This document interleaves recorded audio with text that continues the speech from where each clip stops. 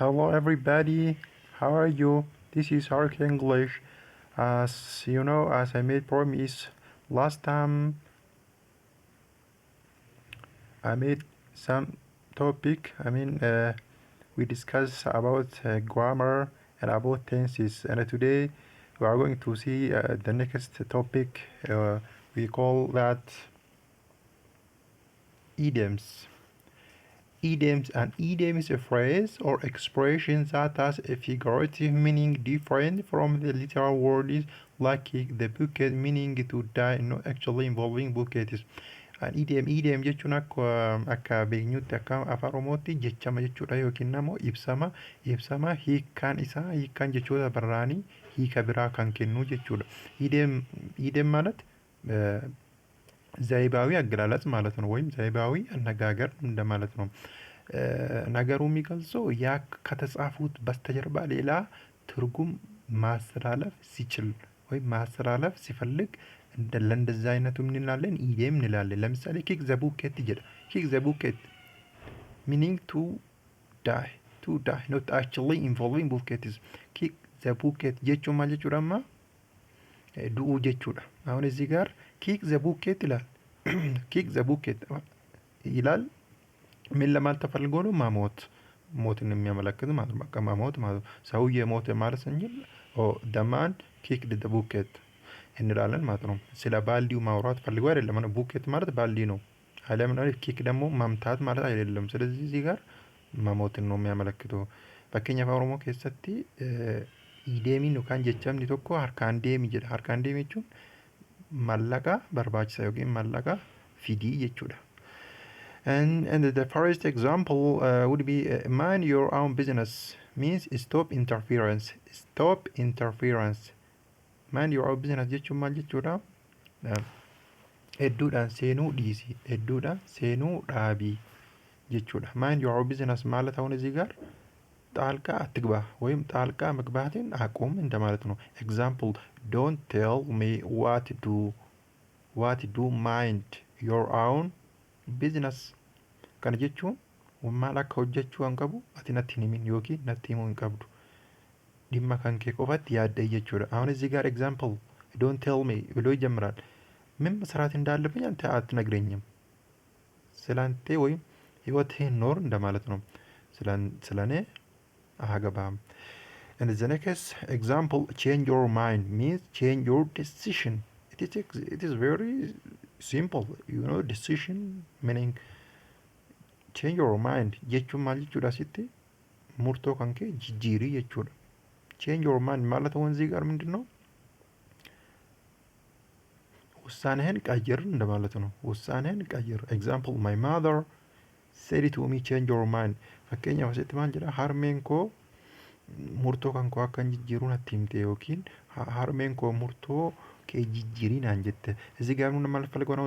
ኤግዛምፕል ብሎ my mother said to me change your mind እናቴ ሀሳቤን ወይም ውሳኔን እንድቀይር ነገረችኝ ወይም እናቴ ውሳኔን ቀይር አለችኝ እንደማለት ነው።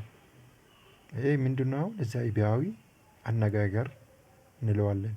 እንደዚህ አይነቱ ነው change your mind and mind your own business። እነኚህ ሁሉ ምንድነው? ዘይቤያዊ አገላለጽ ማለት ነው። and the next example would be mind goes blank means forget or to forget everything. When your mind forgets everything, especially during study, or it means unable to think clearly.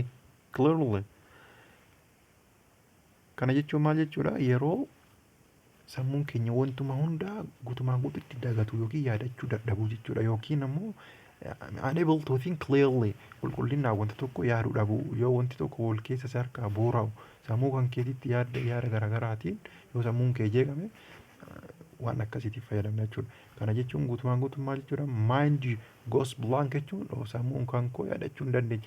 sammuun kan koo waa hunda ni dagata, yeroo hundaa ni qo'adha na jalaa bada gaafa jettee ibsuu barbaadde mind goes blank jetta jechuudha። እና mind goes blank ማለት ምን ማለት ነው በአማርኛ? አእምሮአችሁ ሁሉንም ነገር እርግፍ አድርጎ ሲረሳ፣ ሁሉም ነገር ማስታወስ ሲያቅቶም እንደማለት ነው። ወይም ደግሞ ጭልምልም ሲልበት አለም ደግሞ ግልብጥብጥ ሲልበት የሆነ ሁሉም ነገር በቃ ሲወሳሰብበት አለ አይደለም ማስታወስ ሲያቅቶ ፈተና ላይ ቁጭ ስትሉ አጥንታችሁ 2 አመት 3 አመት ለፋይናል ወይም ለማትሪክ ለመፈተን አጥንታችሁን ተማታችሁ አንድ ቀን እርግፍ ሲል በቃ ለዛ አይነቱ የምትጠቀሙት ማይ ማይንድ ኢዝ ጎስ ብላንክ ብላችሁ መጠቀም ትችላላችሁ ማለት ነው። the next step make up your mind. Make up your mind means to make a decision or it means to reach a decision. Kana jechuun maal jechuudha? Murtoo murteessuu jechuudha yookiin ammoo murtoo irra gahuu jechuudha.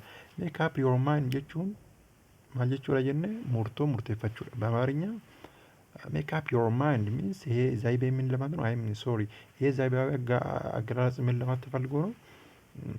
ውሳኔ ላይ መድረስ ወይም ውሳኔን መወሰን ማለት ነው። ውሳኔ ላይ መድረስ መቻል አሊያም ደግሞ ወይም ደግሞ ውሳኔን መወሰን ማለት ነው።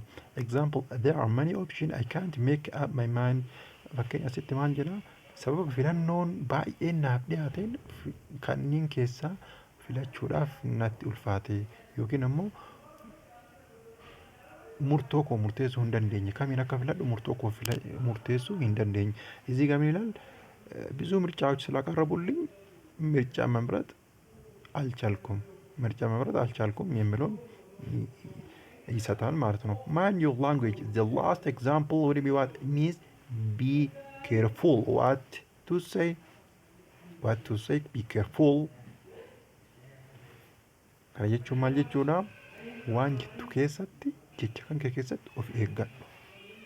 ይሄ ማለት በአማርኛ ስለምትለው ነገር ካፌ ለሚወጣ ነገር ተጠንቀቅ እንደማለት ነው። ስለዚህ ዛሬ ስለምን አየን? ስለ ዛይቤያዊ አገላለጽ አረማድ ይላል ዋኤ ጀቻማ ዮካን ibsa wanti tokko ittiin ibsinu jechuudha. So for today it is enough. I will give another lesson next time. Thank you for watching me.